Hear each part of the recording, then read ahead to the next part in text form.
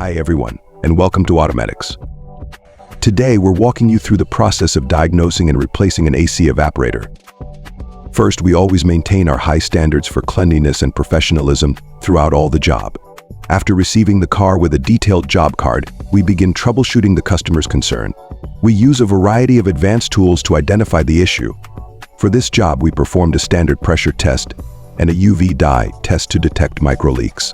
We also confirmed the leak using an endoscope camera. With these results, our technician confirmed that the evaporator was leaking. Replacing an evaporator is a complex task, as it requires removing the entire dashboard console.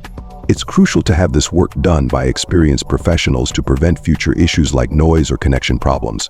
Once the new evaporator is installed, we perform another pressure test minimum of 4 hours to ensure there are no leaks.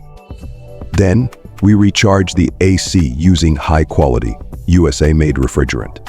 Finally, we can test drives first on our own, and then with the customer to ensure everything is perfect.